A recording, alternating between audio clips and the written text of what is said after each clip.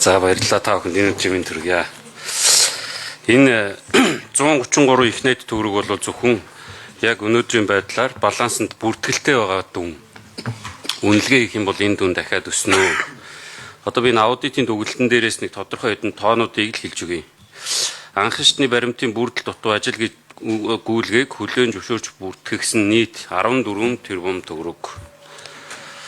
За тэгээд жишээлхэд нийгмийн даатгалын шимтгэлийн авлага одоо энэ Монгол улсын авлага дотооддоо үүсгэж байгаа авлага нэгнээсээ нэгэндээ шилжүүлж үүсгэж байгаа авлага нь зөвхөн одоо нийгмийн даатгалын шимтгэл дээр жишээлхэд Эрдэнэ төлөвлөлтөөр 175.5, Монголын төмөр зам 65.7, Мяд 23.5, таван толгой түлш 13.3 тэрбум төгрөгийг нийгмийн даатгалын шимтгэлийн санд төвлөрүүлж байгаа мөнгөгүй нэхээр нь энэ компаниуд ийм их мөнгө гаргаад өгчдөг.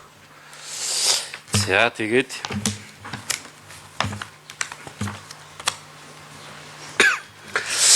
энэ жилийн эцсийн хөрөнгө тооллого дээр гэдэг юм уу Монгол улс эсвэл хөрөнгөө дутуу буруу бүртгэдэг алдаа 188.8 тэрбум буюу 190 тэрбум төгрөг.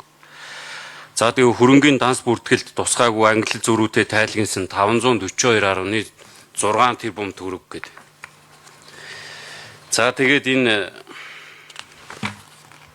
үр төлбөртэй холбоотой хэсэг дээр нь энэ төрийн өмчт аж ахуй нэгжүүд нэгэндээ дураараа зээл өгдөг. Нэгнээсээ дураараа зээл авдаг. Тэгээ энэ одоо асуудал нь явсаар байгаа. Жишээлхэд нь 5 толгой төмөр зам Гашуун Сухбат боомтын хил дамнасан төмөр замын төслийн тухай засгийн газрын хоорондын хэлцээрийн дагуу Хятадын төмөр замын барилгын гүүрийн инженер Довчоо групп Эрдэнэс 5 толгой компанитай байгуулсан гэрээний дагуу авсан санхүүжилтээр шалтгаалж урт хугацаанд зээлийн өглөг 262 тэрбум төгрөг гэж.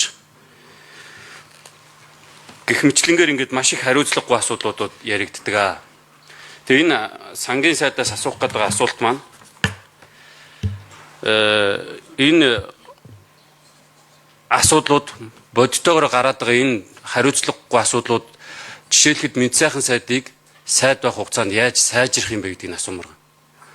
Монгол улсын сангийн авдрыг түлхүүрийн натгаас сууж байгаа энэ сайдын үед 133 их найд төгрөгийн энэ хариуцлагагүй замбраагүй үрж байгаа энэ асуудлууд яаж шийдэгдэх вэ гэдгийг нэгдүгээр асуух гэсэн юм. За хоёрдугаарт нь тэр 10 аймгийн дулааны станцын ажил дээр өнгөрсөн хугацаанд яг нөгөө Солонгосын талд компани дампуураад алга болсон. Бодитоогоор жишээлхэд Үр хангай, Баян-Онгор аймгийн станцууд хизээ ашиглалтанд орох вэ? Мэдээлэлтэй хүн байвал хариулж өгөөч гэж. Гуравдугаарт нь дараа цагаас нэмээд авчих уу? За 1 минут нэмж өгье. Гуравдугаарт нь нийслэл дээр жишээлхэд 7 их найд төгрөгийн алдагдал гарцсан. Сангийн яам бол тэрийг өөрийгөө хүлээн зөвшөөрж байгаа төсвийн доктортой байдлын зөвлөж хүлээн зөвшөөрж байгаа.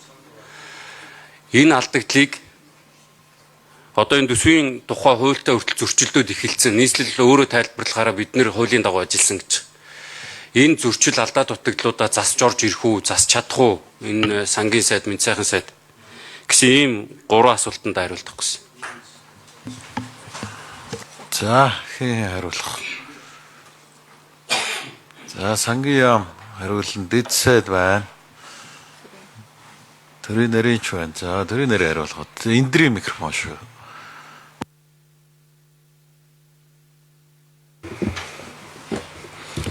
Цогтотор гишүүний асуултанд хариулъя. Сангийн яам анар.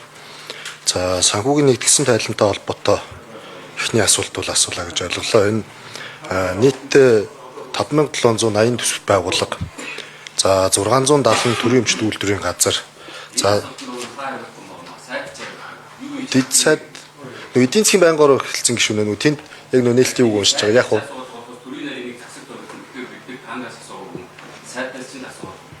одоо сайд байхгүй яг уу тэгвэл сайд чигээр ороод ирсэн болохгүй даяар хариулж босоод энэ 10 станц дээр юу хийж чадах вэ? Тэрийг хариулж. Дэг яана. Дэг хариулж 10 станц дээр.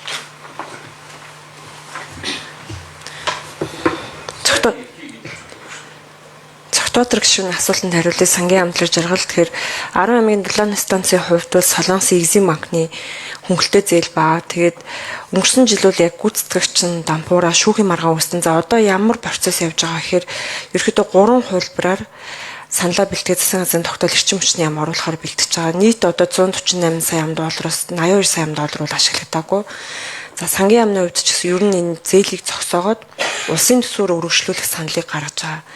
За нөгөө талдаа нөгөө яг Exim банк талдаа бол энийг цаашаа өргөжлүүлэх дахиад нэмэлт санхүүжилтийн асуудал үүсэж байгаа учраас энэ бол маш хүндрэлтэй байдал руу орчиж байгаа. За гүйцэтгэгч шалгаруулах болон энэ бүх процесс Солонгосын хууль дүрмээр явсан учраас шүүхийн маргаан Солонгос дээр шүүхтэр үүссэн явж байгаа. Сүүлийн 3 удаагийн сонгуулийн PR хийсэн Солонгосын компани аваад амгуураад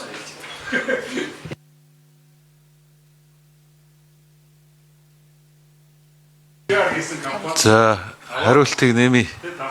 Индримик.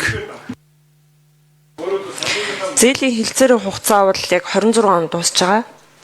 Дундаж гүйцэтгэл яг 9 аймаг дээр бол 45%-тай. За бидний яг засгийн газар дээр ажиллаад тооцоол гаргаж байгаа хувилбар бол 28 онд эхнээс нь дуусгах хувилбараар явж байгаа гэсэн үг.